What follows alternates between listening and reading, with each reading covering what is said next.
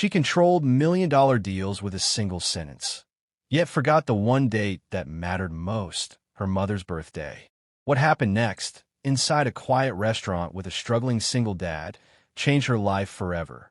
Stay till the end, because this story doesn't end where you think it does.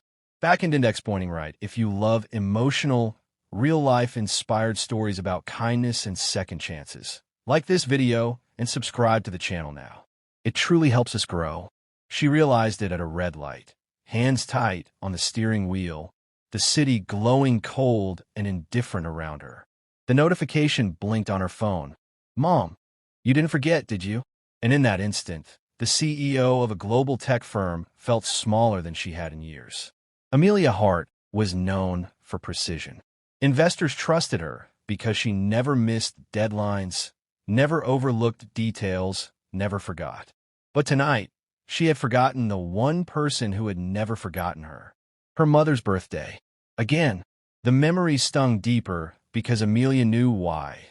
Another board meeting ran late. Another acquisition dinner. Another moment where success demanded everything and returned silence. She didn't call back.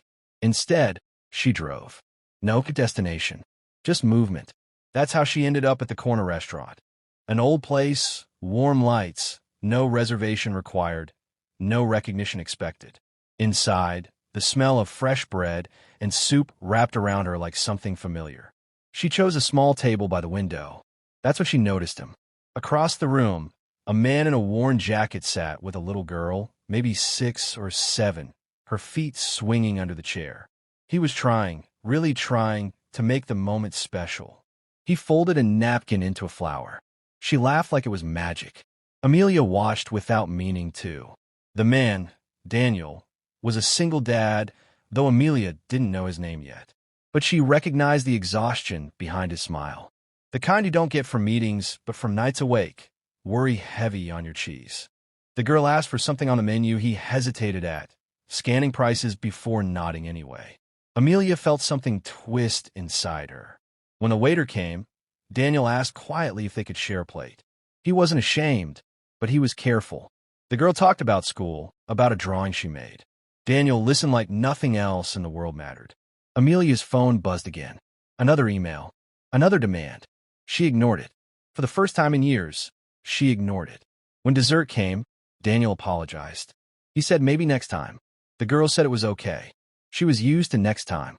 That phrase echoed in Amelia's chest like an accusation. Next time, that's what she'd told her mother too many times.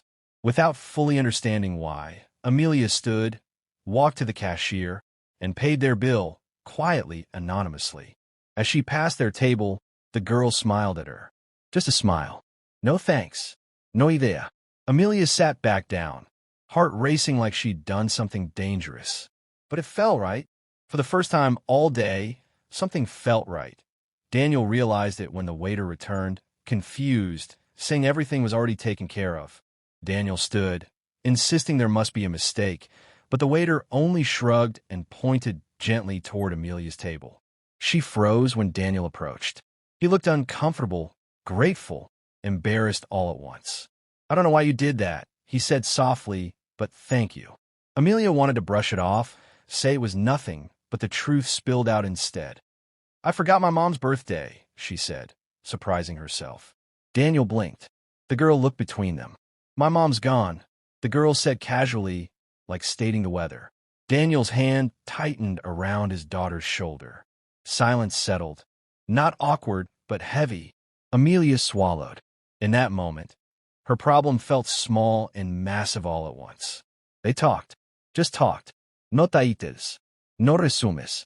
Daniel told her about losing his wife, about juggling 2 jobs, about promising his daughter that even if life was hard, love would never feel cheap. Amelia listened like she hadn't listened in years.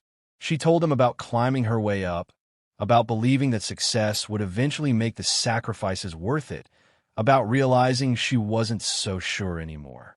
The girl fell asleep at the table, head against her dad's arm. Amelia watched them, something in her chest breaking open. She checked her phone again, not for work, but for her mother's number. She stepped outside and called. Her mom answered immediately. "No ange." Just relief. Amelia apologized. Really apologized. She promised to come by tomorrow. Not next time. Tomorrow. When she returned, Daniel was gathering his things. He thanked her again, tried to refuse when she offered to walk them out. In the parking lot, the city felt quieter. Before leaving, Daniel said something that stayed with her. "You didn't just pay for dinner," he said.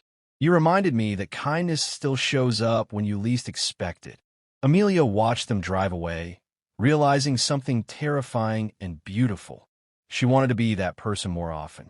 Not the CEO, the human. That night, she went home and drafted an email. Not to investors, but to her assistant. She canceled the morning meeting. For the first time in years, work would wait.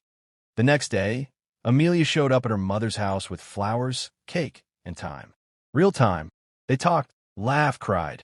Her mother didn't care about the gift. She cared that Amelia stayed. Meanwhile, Daniel told his daughter a story about a kind stranger who reminded him that hope still existed. Weeks passed. Amelia couldn't forget that night. She returned to the restaurant often, sometimes hoping to see them again. One evening, she did. This time, she didn't hide. They talked again.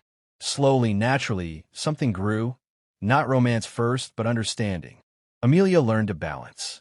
Not perfectly, but honestly. She set boundaries. She showed up. She funded a small program for single parents, quietly, without press. Daniel never asked. That mattered to her most. 1 year later, Amelia stood in the same restaurant, this time with her mother at her side, Daniel and his daughter laughing nearby. Life wasn't flawless, but it was full. Amelia realized success wasn't what you built alone. It was who you remembered along the way. And sometimes, the most important meetings weren't scheduled at all. They happened when you walked into a small restaurant carrying regret and walked out carrying grace. Back in Index Pointing Right, if this story touched your heart, don't forget to like this video and subscribe to the channel for more powerful true kindness tales. Your support keeps these stories alive.